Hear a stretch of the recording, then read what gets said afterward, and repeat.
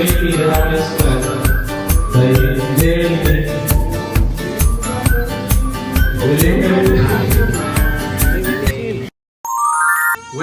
back mga kasakal.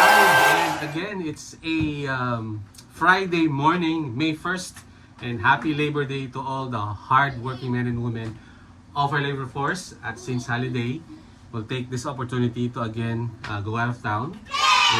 We are going to Kamaya Coast Beach Resort in Bataan. Okay, so kasama namin yung brother ko, family, mga biyanan niya, and of course, sila mother dear and father dear. Okay, so we'll go through, susunduin muna namin sila parents house, and then diretso na kami on the road. Dadaan namin si Ate P sa Tabang, Bulacan, and then after that diretso na kami papuntang Bataan. Okay, so just as always mga kasakal, we'll take you through our travel experience and our personal experience to the resort and give you a review on what we thought and what we think about the resort. Okay? So, I'm officially, again mga kasakal, starting this travel vlog of the Married Life. Tara, biyahe tayo. Let's go!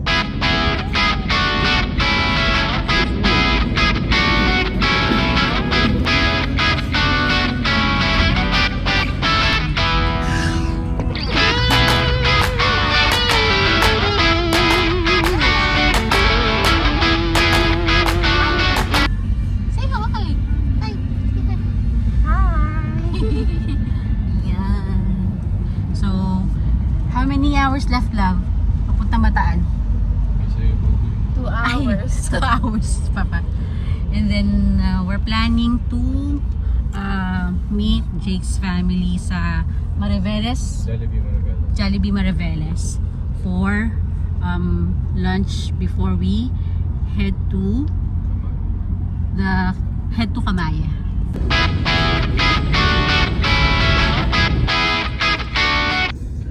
Hindi kayo pwedeng mag-host ni Paisy. Bakit? Mag-blanco kayo pa kayo. Travel update mga kasakal. So we are at McDonald's Mariveles, Bataan. So wala nga private dito. Kayo na kayong family. So lunch lang kami. Hindi na kami inabot. Gutom na ang mga bida. Lalong-lalo na ang bida si John Red. Nauna na siya. Kita mo, hindi na yung order namin. Pinauna na namin yung isang rice niya. And then since walang soup dito sa McDonald's, gusto niya, so tumamba kami kanina sa KFC. Alright, so after this, diretso na kami sa Kamaya Beach Resort here in Mariveles, Bataan. We'll see you in a bit for more updates. Bye-bye! Mariveles, Bataan.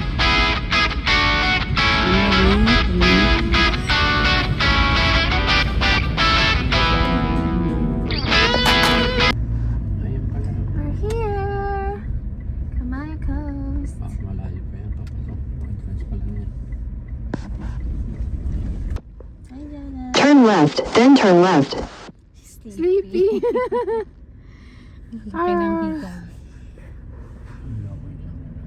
Kimpist is easy na hugasin. Try mo. Kung di ka happy, balik ka sa dati. Champion, tapat po. Update mga kasakal. So we're here inside Kamaya Coast. And dati, pakita mong kanilang view. Okay, so maybe yung mga nakita nyo sa Facebook na ano ng Kamaya, kita nyo, yung marami pang vacant lots, but most probably yung mga owners na yan. Tapos yung iba, mga napapatayo ng bahay, yung iba may bahay na. So yun yung mga ginagawa nilang Airbnb. Okay, so same thing that we did. We rented a house na pag-istaya namin inside Kamaya Coast. Then kaya na lang kami ng entrance papunta sa beach. Jana is bored. Oh, So bored. Tumingin na doon yung ano eh. Escort eh. Sa kanan, di ba yun? Kasi sa'yo mo, akala ko big house yun. Ay, oo nga. May mga kung ano parapet ko pala. Pero maganda rin yun, parang building na eh. Here. We are finally here. Oh, After, yes. you know, almost 5-hour drive. Kasama naman doon yung pit stop namin kanina sa Mariveles, McDonald's Mariveles, to eat late lunch, no? So we're finally here. So as mentioned earlier, ayan mga Airbnb houses dito pinaparent. So a lot of open lots. Most likely may mga may-ari nito, may mga muho na sila eh, may mga hati-hati na. And you know, may mga houses na rin doon. Mostly I'm seeing, you know, 2-3 cars parked in front of these houses. So more likely yun, nag-rent din sila. Okay, so we'll give you an update later. Let's see if we'll go to the beach today. Otherwise, let's check out inside of the house. Okay, so ito yung nalit namin na BNB. Okay. Okay, so we're going inside the house. So view deck from our rented BNB house. Okay. Yan, view. And meron siyang kasamang pool. Okay. Right size. Mahaba naman yung pool. Okay. So, nag-ayos pa lang kami ng mga gamit. Sabi ni Kuya, 12 kilometers daw ang layo ng bayan. So, if you're renting here, make sure you have all the things that you need. Kasi, yun, 12 kilometers balikan, 24 kilometers. Not including yung pamimili mo pa. So more or less sabi ni Kuya pag siya daw namimili, naabot siya ng at least 3.5 hours. Kasama na yung pamimili. Okay, so make sure you're complete. Kung balak nyo dito magluto, mayroon naman siguro restaurant sa hotel, but if you plan to cook, then you better have all what you need, utensils and whatnot. Checking out the first room. Ito yung napiling room. Gusto nyo stayan? Bakit? Alam nyo na, makasakal. Pool for Jana Red. Okay, so gusto nyo nakikita yung pool. And yun. So dito na kayo mag-stay. So this is the room sa baba to eh. So yung pinaka ground floor niya na dyan sa above namin. And then yung 2 rooms pa nandun pa sa third floor. Or second floor rather. There's another room Okay. here. May isa pa palang room dito. May common CR. Here's another room. Double. Common CR, ayos naman, malinis. And this one, sa baba rin to. I think sila face na lang dito, sila mama. Very spacious. 2 bunk beds for 4 people. Maayos naman ang aircon, malamig. Okay, binuta ka bukas na rin. Okay. Very good so far. Okay. So, dito kami mag-stay sa baba. Unless gusto nila mama sa taas. So, we'll see. Galing lang tayo sa baba. Yung dalawang room doon. Yung room na pag-stay namin malapit sa pool and then yung may mga bunk beds. Right now, let's check out what's upstairs. Let's go! First floor is another view deck. Okay. So, ito mo naman, no?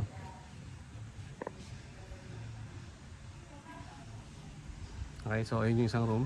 Yun yung mga kids ni Brother Deer. Yung kanyang biyanan. Ito naman, top floor. Pawis ng bida. Rooftop. Okay, ito naman yung ceiling siya. Pwede mo muna dito, no? Sarap dito. And for sure, malamig dito sa gabi. Okay. And yan, view of the beach. Okay, may mga barko pa doon. Sa banda doon. And again, of course, another view. Okay, so yan. Alright, so Kamaya Coast, Bataan.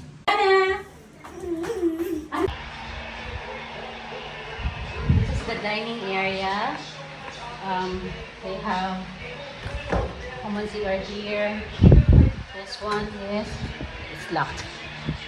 This is the kitchen. Very cool. Yung mga gamit rin sa kitchen. Yan. And also plates. Plates, where are the plates? Yeah. And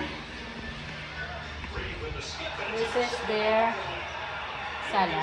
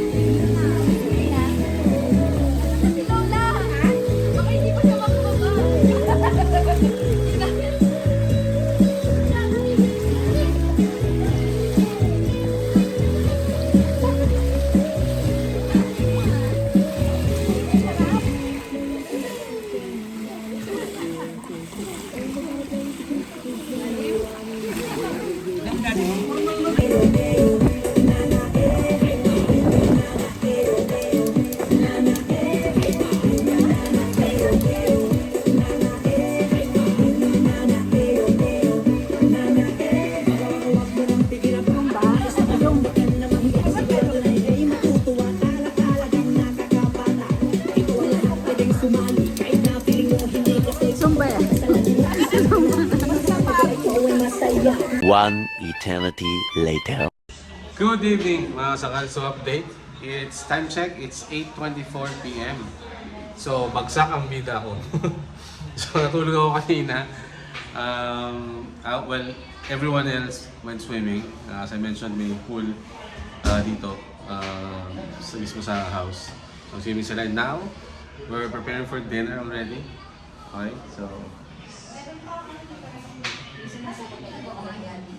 brother dear, and of course ang mga grandparents, ang mga cook for this travel episode of the Married Life. Okay, so dinner lang tomorrow, scene sa mismong beach ng Kamaya. Okay, so watch out for that.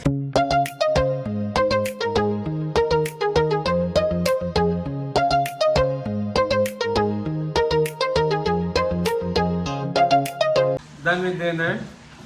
Ang aming number one dancer is Jenica Miguela. And of course, syempre, ang aming gala. Kerap may bossing brother dear. Dahil sabay-sabay graduate yung mga kids niya. No? Yun. Ate Face, ikaw, ano na? Graduate. Tapos na pala. Yun, so mini celebration itong out of town getaway namin. And yan, night session gap. Ngayon lang yata ako mag-inom na hindi ako pagagalitan ng nanay ko. Kasi kasama ko yung mga pamangkin ko. But of course, konti-konti lang naman. Okay? Time check, 11:40 p.m. And it's night time. Okay? Tapos na ang ating kwentong-kwentuhan and night session with the family. Tomorrow is beach day. So we'll see you at the beach tomorrow.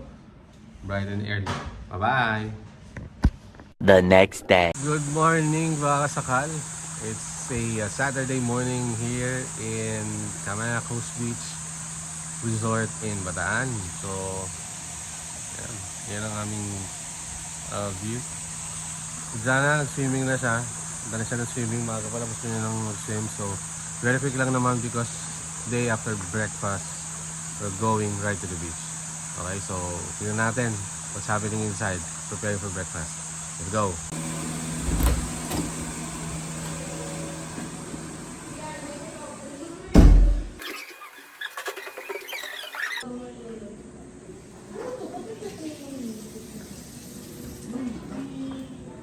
Good morning, Jana.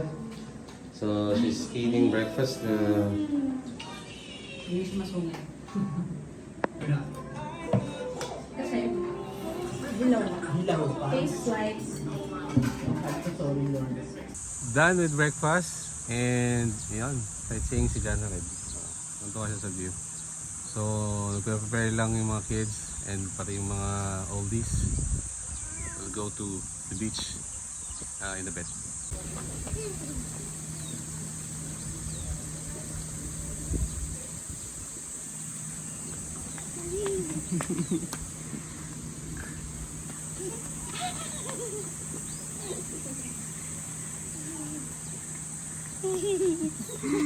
Happy. A few moments later. Fit check with Jana Red. Okay, syempre, crash guard. At ready na naman ang bata. So we're going to the beach with the fam bam. Selo at di kitang bakterya sa ugasan. So we are here at saan ba yun? Ayun. Diyan kumukuha ng ticket. Yung search booth nila for day tour. Ayun Kamaya. So kita nyo na yan. Yung mga shuttle nila. Medyo kasi nasa babang part to. Nasa baba yung, nasa taas yung Aquafan. But the beach is here. And yung ticketing booth nila. Okay, so I think 500 per head yung day tour nila. 0 to 2 years old is free. So si Jana, since 3 na siya, may bayad na, full. Okay. So 10 AM pang bukas ni Aquafun. Maybe we'll check out the beach first. May mga benches naman dito na pwede kang maghintay. And later on, we'll see a view inside. Shuttle na po kami. Babe. Okay, so we're going to Aquafun, Jana Red. We are now here inside Aquafun, Kamaya Coast Beach Resort. Okay, ayan na yung ano nila. Mostly makikita nyo sa mga vlogs nila. I'm so excited na mga kids.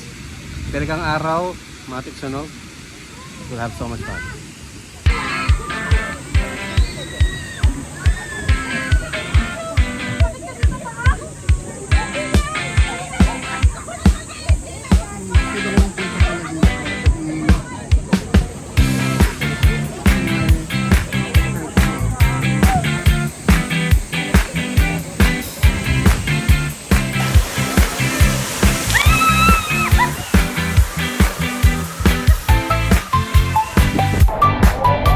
Slide dine.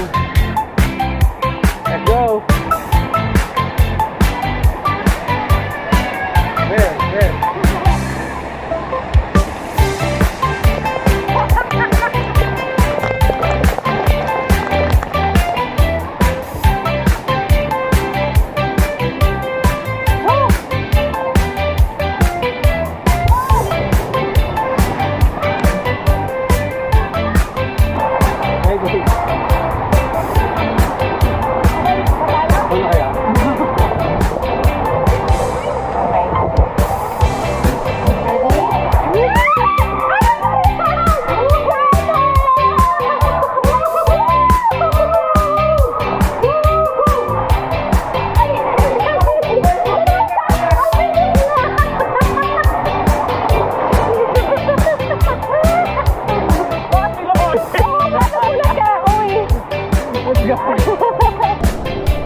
Video na yan.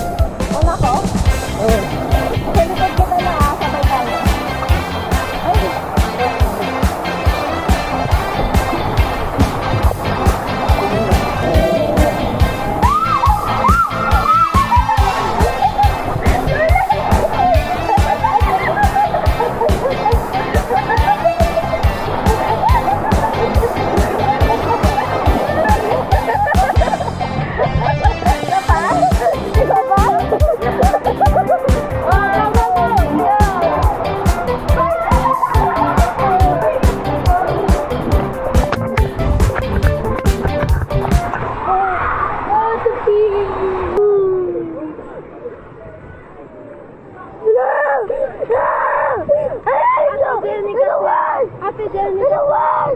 Meanwhile, Good afternoon, update.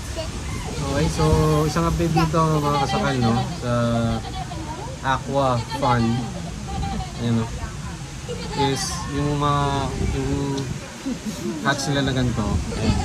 Just like the one on the other side. Dalawa lang po ito. So this opens at 10 AM. Dapat maga kayo kung gusto yung maka at least pwesto sa mga isang ganito like what we did. Kasi sobrang init talaga. Either way, meron namang mga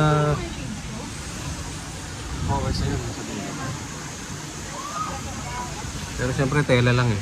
Tela lang yung ano nila. Konting lilim, but still ramdam mo dyan yung init. Unlike this one, ito semento to eh. Ayan o, nasa taas.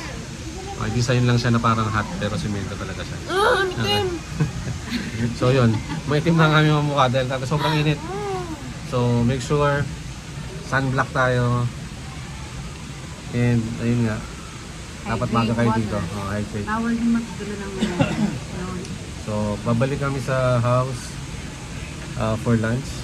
And then balik ulit dito, swimming later, then dinner by the beach later. Pinuha namin ni Brother Dear ang aming mga service para pick up na lang ang family. 2,000 years later. Done with lunch plus a quick 1.5 hour nap after lunch. So as mentioned, papunta lang kami sa beach. Yun o.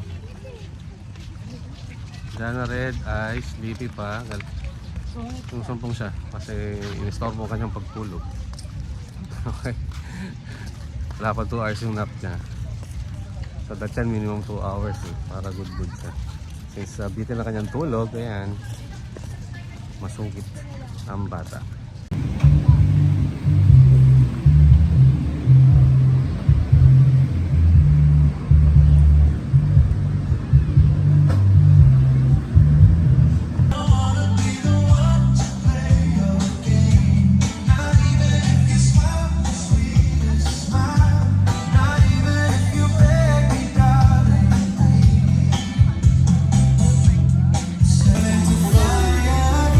Antok pa, pero pinapaligo sa dagat.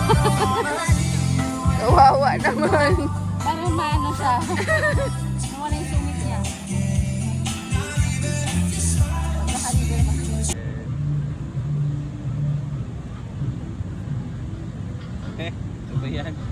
So, yun yung mga activities nila na inflatable. Yung natin kung subukan natin yan mamaya kung may energy pa tayo. And yun yung ferry nila, I think yun yung galing sa likod ng MOA. Okay, so it's a 2-hour ferry ride. Doon lang baba mo if you're occupying or renting sa hotel. Okay, so nakapo kayo dito. So this is the beachfront. Ayan. So there's the restaurant right there. So pwede na silang malapit na kayo mag-dinner later. For now, swimming muna with the kids. Let's get. Ay, di scoop pala yun, Jana. Scoop. Good. Ayan. This one. Let's put some.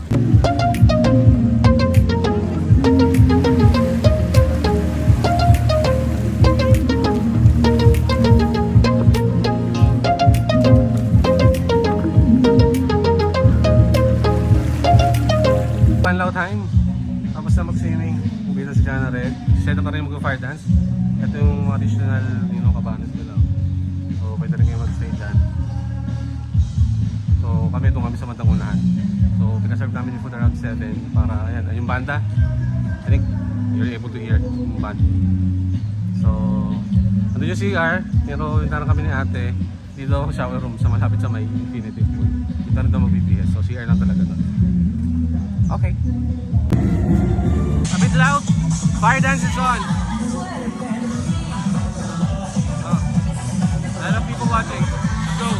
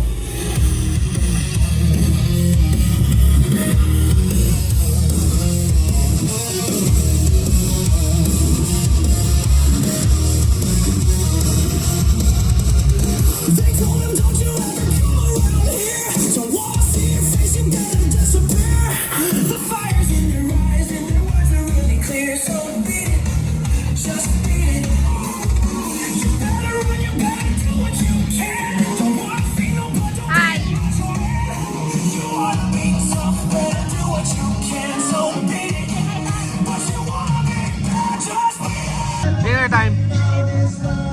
Done with dinner. Pabalik kami.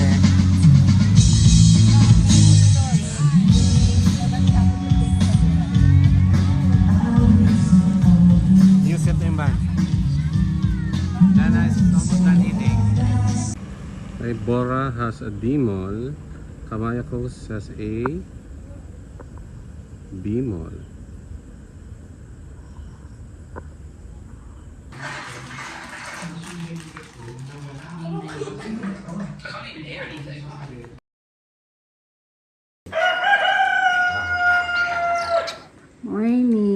Morning, Jana. Jesus, ang ganda ng smile. Good morning mga kasakal. Okay, so happy Sunday morning from Bataan. Time check, it's 8 a.m. Okay, so today is checkout day. So ang normal checkout day sa mga BNB here is 11 a.m. Okay, so definitely to give them enough time to clean up the place and prepare for the next guest siguro. But since ito siguro yata wala kaming kasunod, no, they allowed us to stay until 1 p.m. So thank you so much to our B&B owners and guests. Owners rather. And yung mga caretaker. Okay, so malamang magsusimpa yung mga kids later. Magbe-breakfast na kami sa taas. Later, malamang swimming and then we'll go back to Manila.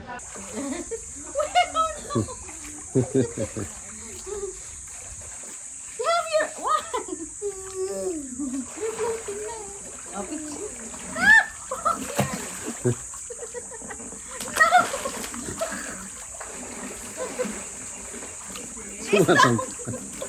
We are getting ready to head back. So, earlier I mentioned, no, inalo kami ng 1 p.m. Unfortunately, one of the issues here sa Kamayakos, brown out. Okay? Yung first day namin, okay lang naman kasi parang wala pa siyang 30 minutes. Nag-brown out madaling araw, nagkaroon din naman agad ulit. But today, Sunday, from 9 a.m. to 4 p.m. daw ang brown out. Okay, so very hassle. Why? Besides walang kuryente at umiinit na, syempre wala lang aircon, walang electric fan. Yung water pump na nag-ano ng tubig also needs electricity para matulak niya yung tubig, syempre. So, hirap ang water. So, fortunately sila kuya naman yung mga caretakers, they did something and turned on yung reserve water sa tank. Medyo mahina compared to the normal, pero okay naman at least. Nakapag-swimming pa rin yung mga kids, nakapag-banlaw pa rin kami and all that. Okay, but that's one of the challenges here. So make sure pag nag-book kayo, itanong nyo yung schedule. Kasi scheduled, I think, yung electricity nila. Yung cut-off ng electricity rather. Okay, so closing vlog in a bit. Getting ready to head back home. Right? Bye-bye! Go down na, go down. Gian! Alis dyan, alis. Closing vlog mga kasakal. On our way back to Manila. And right here from Bataan, from the Fam Bam, Team Di Maano, till our next biyahe.